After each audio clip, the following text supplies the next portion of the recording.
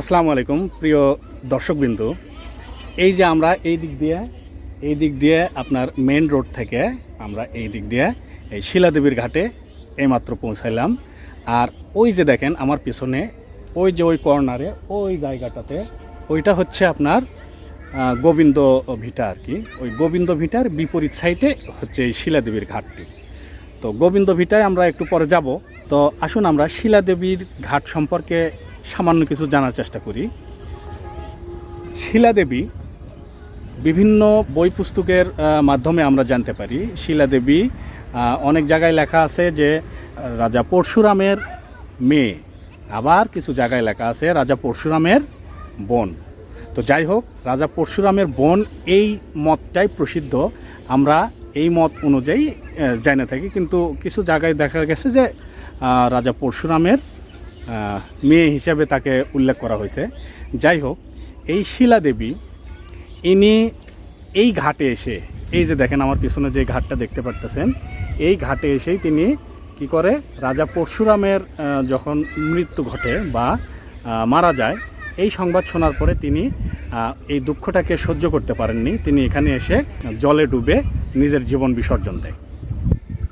তো এরও একটা কাহিনী আছে, সেটা হচ্ছে হযরত শাহ সুলতান রহমতুল্লাহ আলাই, তিনি যখন 1400 শতাব্দীর মধ্যে মতান্তরে 1343 থেকে 1400 এর মধ্যেই, অর্থাৎ বিভিন্ন ঐতিহাসিকগণ এই সনটা সম্পর্কে অনেক ধরনের আপনার মতামত দিয়েছে।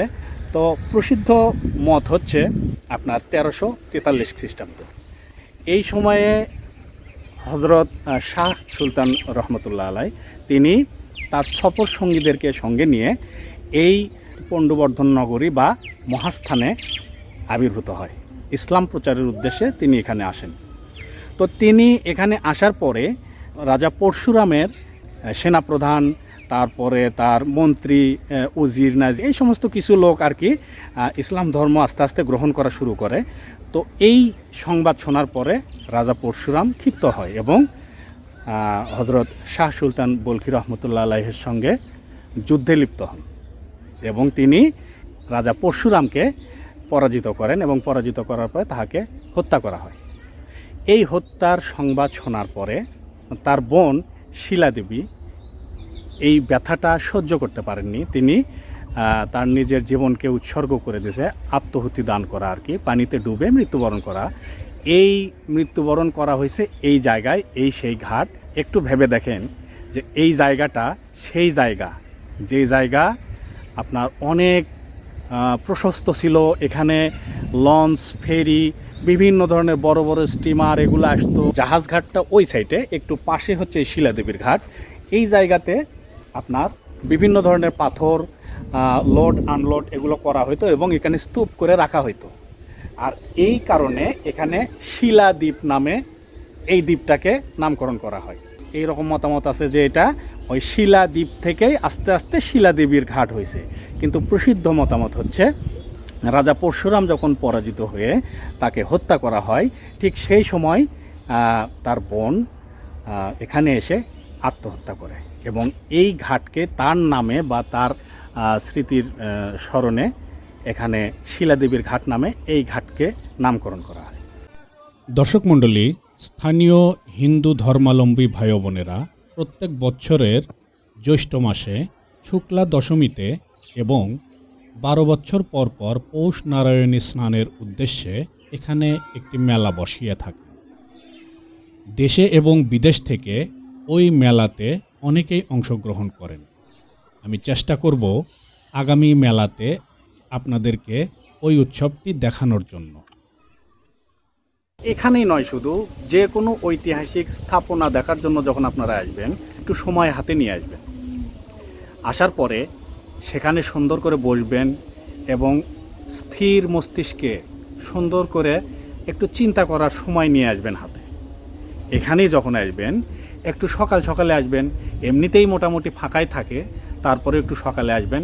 এখানে এসে যদি আপনি এই বটবৃক্ষগুলোর নিচে বসে থেকে যদি সেই আজ থেকে 300-400 বছর আগে চলে যান, নিজে মনে মনে চলে গেলেন, তারপরে এখানকার ফিলটা পাবেন।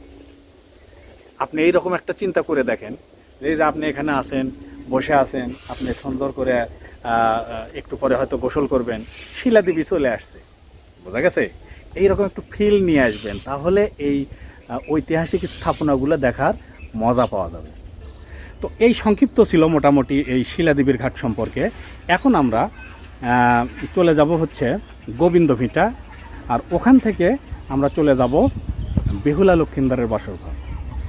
দর্শক, বেহুলা লক্ষিন্দারের বাসরঘর নিয়ে অনেক কিউরিসিটি মানুষের মধ্যে আছে, অনেকেই অনেক তথ্য জানে, অনেকে অনেক তথ্য জানে না, অনেকে ভিন্নটা ভুলটা বিভিন্ন রকম তথ্য জানে আছে। আমি চেষ্টা করব এই তথ্যগুলোকে সঠিকটা উদ্ঘাটন করতে স্থানীয় লোকজনদের কাছ থেকে, প্লাস বই পুস্তক বা ঐতিহাসিক গণদের মতামত থেকে আমি চেষ্টা করব এই বেহুলা লক্ষিন্দারের বাসরঘর সম্পর্কে যে তথ্য, এর সঠিক তথ্য যতটুকু পারি দেওয়ার।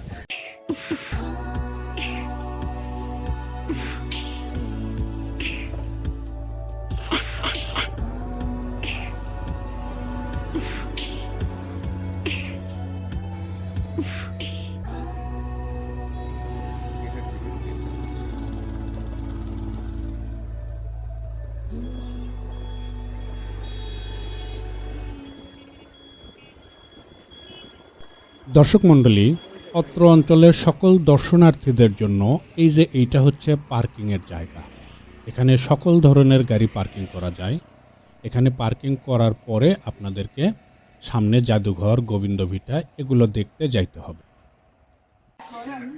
প্রিয় দর্শক মণ্ডলী, যেটা প্রত্যেক জায়গাতে খুব জরুরি বিষয়, যেখানে জরুরি বিষয় সেটা হচ্ছে টয়লেট। টয়লেটটা দেখেন, টয়লেট পুরুষের মহিলা, এটা খুব গুরুত্বপূর্ণ, যেটা যে কোনো জায়গায় বেড়াতে যান আপনার লাগছেই। তো সর্বপ্রথম এই তথ্যটা দিয়ে রাখলাম। এই আশেপাশে ঘোরাফেরা করতে করতে আপনাকে যখন প্রাকৃতিক জায়গায় সারা দিতে হবে, এখানে চলে আসতে পারবেন। জি, এখান থেকে 200 গজ পায়ে হাঁটলেই এই যে জাদুঘরটি পাওয়া যাবে। আর এই জাদুঘরে ঢোকার জন্য কিছু নিয়মকানুন আছে। সকাল 10টার আগে টিকিট কাউন্টার খুলবে না। এখানে ড্রোন বা ক্যামেরা দ্বারাই ভিডিও ধারণ করা নিষেধ। আর টিকিটের ফি বিদেশি পর্যটকদের জন্য 400 টাকা, সার্কভুক্ত দেশের পর্যটকদের জন্য 200 টাকা, দেশি পর্যটকদের জন্য 30 টাকা, মাধ্যমিক এবং উচ্চ মাধ্যমিক বিদ্যালয়ের ছাত্রছাত্রীদের জন্য 10 টাকা। প্রিয় দর্শক মণ্ডলী, এই যে দরজার শেপ বা চৌকাঠ বলি আমরা, এগুলো বিভিন্ন বৌদ্ধ বিহারের ধ্বংসাবশেষ থেকে উদ্ধারকৃত। আপনারা জাদুঘরের এই ভেতরের অংশটুকুতে ভিডিও করতে পারবেন, তবে মোবাইল দিয়ে ক্যামেরা অথবা ড্রোন উড়াতে পারবেন না। এই যে দেখেন, এখানে যে পাথরগুলো আছে, এই পাথরগুলোর কাছে গিয়ে এর শৈল্পিক যে সৌন্দর্যটা, এটা উপভোগ করার চেষ্টা করবেন। দর্শক মণ্ডলী, এই পাথরগুলো 6ষ্ঠ থেকে 7ম শতকের মধ্যে তৈরি করা, আর এর কারুকার্যগুলো দেখলে খুবই ভালো লাগবে এবং আপনি আকর্ষিত হবেন। এই যে পাথরগুলো ধ্বংসাবশেষের বিভিন্ন স্থান থেকে উদ্ধার করা হয়েছে। আমরা সামনের দিকে যাই। এইটা হচ্ছে একটা পিলার, বাড়ির খুঁটি যেটা বলা হয়, এইরকম বারান্দার পিলার। এরপরে আসুন, এই যে এইটাও দেখেন, এই সেম কোয়ালিটির একটা, এর মাঝখানে যে গর্তটা, এর মধ্যে খিল দিতে হয়। এই খিলটা কিভাবে দেয়, এই যে দেখেন এইটা, এগুলো হচ্ছে পিলারের খিল। এই খিলগুলোর সাহায্যে পিলারকে স্থাপন করা হইতো। এখানে দেখেন, এইটা হার্বাল ঔষধ তৈরি করার জন্য একটি পাথরের পাটা, এখানে ওই গাছের ঔষধগুলো পিষা হয়। এখানে দেখেন, এখানে একটা শিবলিঙ্গ আছে। এইখানে দেখেন, এটা ওই পিলারের মাথায় দেওয়ার জন্য এইরকম একটা ফুলের কারুকার্য। আমি হাত বুলে দেখছি, এতটাই মসৃণ, আপনি না দেখলে বুঝতে পারবেন না। এই পর্যন্তই আমরা ভিডিও করতে পারবো। এই যে সামনে এই ঘরের মধ্যে বা এই জাদুঘরের মধ্যে আপনি ভিডিও করতে পারবেন না। এখানে একটা বৌদ্ধ সন্ন্যাসীর ধ্যানরত মূর্তির ভগ্নাংশ। দর্শক মণ্ডলী, জাদুঘরের ভেতরের কিছু দেখাতে পারলাম না, এরপরে আমরা বাহিরে চলে যাচ্ছি। এখান থেকে বাহির হওয়ার পরে রাস্তার ঠিক অপোজিট সাইডেই গোবিন্দ ভিটা। চলুন আমরা এরপরে গোবিন্দ ভিটায় যাই।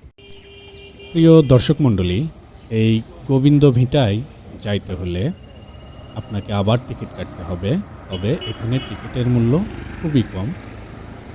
তো এখানে টিকিট কাটার আগে আপনারা এখানে নিজের সন্তানদেরকে বা মা বাবা এদেরকে সঙ্গে নিয়ে না ঢোকাই ভালো, কারণ এখানে কী কাহিনী হয় একটু পরে আপনাদেরকে দেখাচ্ছি। এখানে প্রবেশ মূল্য আমাদের জন্য 10 টাকা, বিদেশিদের জন্য 200 টাকা, আর সার্কভুক্ত দেশের ফরেনারদের জন্য 50 টাকা। এই গোবিন্দ ভিটাটি হিন্দু দেবতা গোবিন্দ তথা বিষ্ণুর আবাসস্থল হিসাবে পরিচিত আছে, কিন্তু বৈষ্ণব ধর্মের কোনো নিদর্শন এই স্থানে পাওয়া যায়নি। তবুও প্রত্নস্থলটিকে স্থানীয়ভাবে গোবিন্দ ভিটা নামেই ডাকা হয়। এখানে প্রাপ্ত বিভিন্ন প্রত্ন নিদর্শন, যেমন ইটের মাপ, ব্যবহৃত মশলা, স্থাপত্যিক বিন্যাস এবং বিভিন্ন ধরনের মুদ্রা পাওয়া যায় এখানে। আর এগুলোর থেকে অনুমান করা হয় এই স্থানটি আনুমানিক 700 শতকে নির্মিত করা হয়। মন্দিরটিতে একাধিক পুনর্নির্মাণের নিদর্শন লক্ষ্য করা যায়। আর এই মন্দিরটাতে যখন খনন কাজ করা হয় সেই সময় এর মধ্যে থেকে ছাঁচের ঢালা, তামার মুদ্রা, রৌপ্য মুদ্রা, তবে আকস্মিকভাবে স্বর্ণ মুদ্রা পাওয়া যায়নি। হয়তো ছিল না, তাই পাওয়া যায়নি। যাই হোক, উত্তর ভারতীয় কালো চকচকে মাটির পাত্রের টুকরা পাওয়া গেছে এখানে, এবং আরও অনেক ধরনের মূল্যবান পাথরের শুটিকা এখানে পাওয়া যায়। এটি বাংলাদেশের প্রত্নতত্ত্ব অধিদপ্তরের তালিকাভুক্ত হওয়ায় প্রত্নতত্ত্ব অধিদপ্তর থেকে এর রক্ষণাবেক্ষণের দায়িত্ব পালন করে থাকে। প্রিয় দর্শক মণ্ডলী, পাল যুগে এই মন্দিরটির নিচে, অর্থাৎ এই মন্দিরটির পূর্ব সাইডে করতোয়া নদীর উপরেই একটি ঘাট বাঁধানো ছিল। একটু ভেবে দেখুন, তাহলে এখানকার সিনারিটা কতই না সুন্দর ছিল সেই সময়, যেটা 1922 সালে প্লাবনে ভেসে গিয়েছিল। একটা মন্দির নদীর উপরেই, আর সেখানে সুন্দর একটি ঘাট বাঁধানো ছিল। চিন্তা করা যায় কতই না সুন্দর ছিল এখানকার সিনারিটা, অথচ আজকে এসে এখানে কিছুই বুঝতে পারবেন না। গোবিন্দ ভিটার আপনার বিপরীত পাশে, অর্থাৎ ওই সাইডে আমরা গেছিলাম, ওই সাইডেই সেই শিলাদেবীর ঘাট, যেখান থেকে আমরা এখানে আসলাম। আর এর ঠিক অপোজিটেই, এই যে দেখেন, এর ঠিক অপোজিটেই এই রাস্তা পার হলেই এখানে জাদুঘর। এই জাদুঘরে যখন আসবেন তখন অবশ্যই আপনাদের গাড়ি, মোটরসাইকেল, যানবাহন যা সঙ্গে নিয়ে আসবেন, এটা ওই যে আমরা একটু আগেই ওখানে দেখাইলাম ওই জায়গাতে রেখে আসতে হবে। দর্শক মণ্ডলী, এখান থেকে যাওয়ার পথে একটু পরেই দেখবেন যে জাহাজ ঘাটের টিকিট পাওয়া যাবে। ওখানে আবার 30 টাকা করে আমরা টিকিট কেটে জাহাজ ঘাটের মধ্যে ঢুকি। জাহাজ ঘাটের পশ্চিম সাইডে এইরকম একটা জায়গা আছে যেটা কেউ ক্রস করে না, তবে এর পরেও আরও অনেক কিছু আছে যেটা আমরা দেখার জন্য দুই বাবা ছেলে মিলে গিয়েছিলাম। এই যে দেখেন, এই জায়গাটা একটু দেখেন, একটু খেয়াল করেন, এখানকার কারুকার্যগুলো দেখেন, কত বিশাল কারুকার্য এখানে ছিল। এইটা একটা গেট, যে কালিদহ সাগরের গেট বলেই পরিচিত। এই দিক দিয়ে ওই যে সামনে, ওখানে কালিদহ সাগর। আসুন আমরা ওখানে যাই। এই যে দেখেন, এইটাই হচ্ছে গেট। তো এই প্রাচীরের মাঝখানে এইরকম একটা গেট। এই গেটে দেখেন, এই যে এই সাইডে, এই দুই সাইডে দুইটা জায়গা আছে। এই যে দেখেন, এখানে আর এখানে বড় কিছু খিল দিয়ে এরকম করে পুঁতে দেওয়ার মতো করে রাখে দেয়, দরজা আটকে দেয় এইভাবে। হ্যাঁ, এখানে আমরা উপস্থিত না হলে বুঝতে পারবেন না যে এটা একটা গেট। তবে এটা গেট, এটা ওখানে গেলে বোঝা যাবে যে এটা খিল দ্বারায়, খিল দিয়ে যেভাবে আটকে দেয় দরজা, সেই রকম একটা দরজা এটা। দর্শক মণ্ডলী, সাপের উপদ্রব থাকায় আমরা এই পথে আর কালীদহ সাগরে গেলাম না। মাজারের উত্তর সাইডের একটি রোড আছে, ওই রোড দিয়ে গাড়িতে চড়ে কালীদহ সাগরে যাওয়া যাবে। তো আজকে আমরা এই পর্যন্তই রাখতেছি, আর আগামী ভিডিওতে আমরা বেহুলা লক্ষিন্দারের বাসর ঘর নিয়ে আলোচনা করব। আল্লাহ পাক সবাইকে ভালো রাখুক, সুস্থ রাখুক। আল্লাহ হাফেজ, আসসালামু আলাইকুম।